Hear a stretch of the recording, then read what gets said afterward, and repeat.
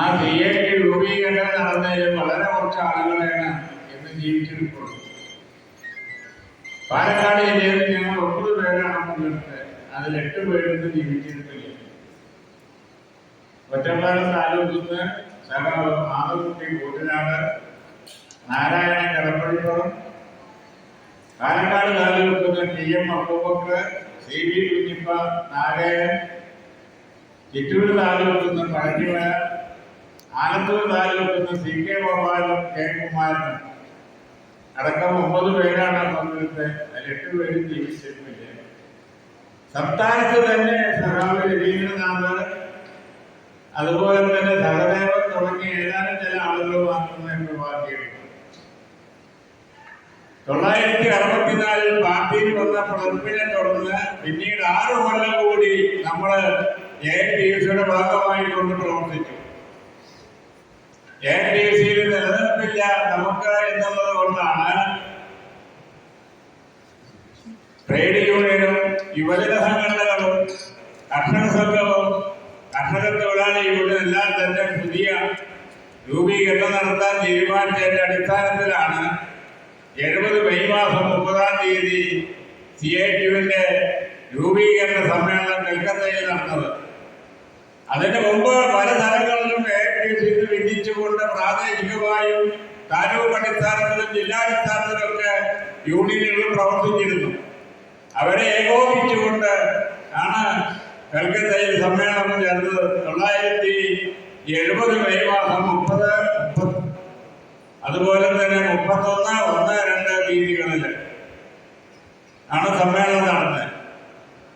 ആ സമ്മേളനത്തിലേക്ക് സഖാവ് VT രഘുവിനെ CITUവിന്റെ അഖിലേന്ത്യാ പ്രസിഡന്റായിട്ട് തെരഞ്ഞെടുത്തു. സഖാവ് രാമമൂർത്തി സെക്രട്ടറിയായി തെരഞ്ഞെടുത്തു. സഖാക്കൾ ജോലി വാസുവും C കണ്ണൻ ഒരു വൈസ് പ്രസിഡന്റുമാരും ബാലാനന്ദൻ ജോയിന്റ് സെക്രട്ടറിയുമായിട്ട് കമ്മിറ്റിയാണ് ആദ്യ രൂപീകരണ സമ്മേളനത്തിൽ തെരഞ്ഞെടുത്തത്.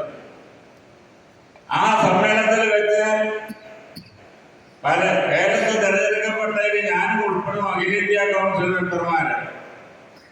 അഖിലേന്ത്യാ കൗൺസില് CITUവിന്റെ ഏതായാലും നീട്ടി അക്കാര്യങ്ങളിലേക്കൊന്നും കടക്കുന്നില്ല. രണ്ടാമത്തെ സമ്മേളനം 75 ബോംബെയിൽ വെച്ചായിരുന്നു, ജൂൺ മാസത്തിന് തൊട്ട് മുമ്പ്. ആ സമ്മേളനത്തിൽ അധ്യക്ഷ പ്രസംഗത്തിൽ സഖാവ് രഘുവി പറഞ്ഞു, ഇന്നത്തെ പോലെ തന്നെ നമ്മുടെ രാജ്യം വന്ന് വളരെ കുഴപ്പം പിടിച്ചൊരു കാലഘട്ടമായിരുന്നു.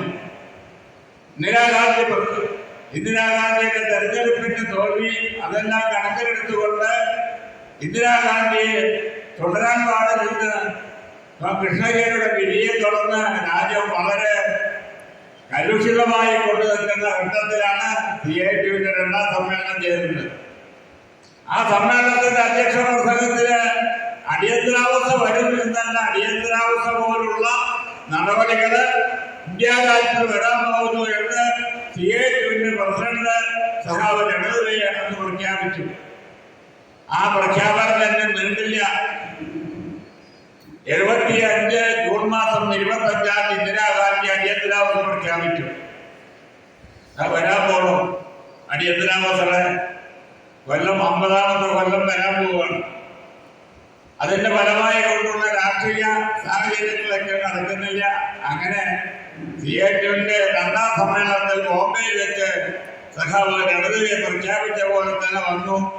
ഏതായാലും CITUവിന്റെ രൂപീകരണത്തോടുകൂടി നമ്മുടെ തൊഴിലാളികളുടെ ഇടയിൽ ഒരു പുതിയ ആവേശം പകരുകയും പല സ്ഥലങ്ങളിലും ഉണ്ടാകാതിരുന്നുള്ള എല്ലാ സ്ഥലങ്ങളിലും CITUവിന്റെ രൂപീകരണം വന്നു.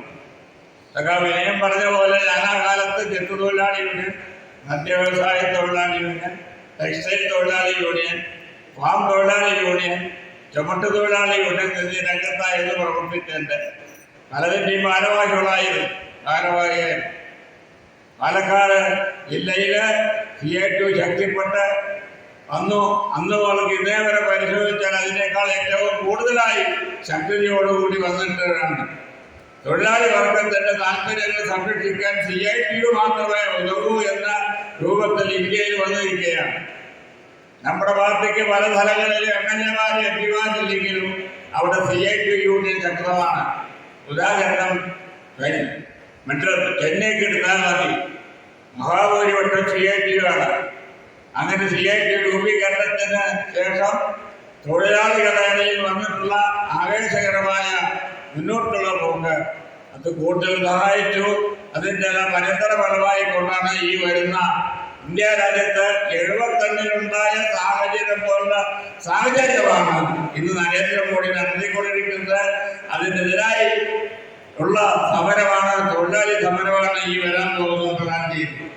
ഇന്ദിരാഗാന്ധി അടിയന്തരാവസ്ഥ പ്രഖ്യാപിച്ചുവെങ്കിലും നരേന്ദ്രമോദി അടിയന്തരാവസ്ഥ പ്രഖ്യാപിച്ചിട്ടില്ല. അടിയന്തരാവസ്ഥ പ്രഖ്യാപിക്കാതെ തന്നെ അടിയന്തരാവസ്ഥ കാലത്ത് നടന്ന പോലെ കാര്യങ്ങൾ നടത്തിക്കൊണ്ടിരിക്കുകയാണ് എന്ന് മാത്രം പറഞ്ഞുകൊണ്ട് ആ സ്ഥാപക ദിനത്തോട് അനുബന്ധിച്ചുകൊണ്ട് പട്ടാമ്പി CIT യൂണിയൻ നൽകിയ ഞങ്ങൾക്ക് നൽകിയ ആർത്തവായ സ്വീകരണത്തിന് നന്ദി പറഞ്ഞുകൊണ്ട് ഞാൻ അവസാനിപ്പിക്കുന്നു.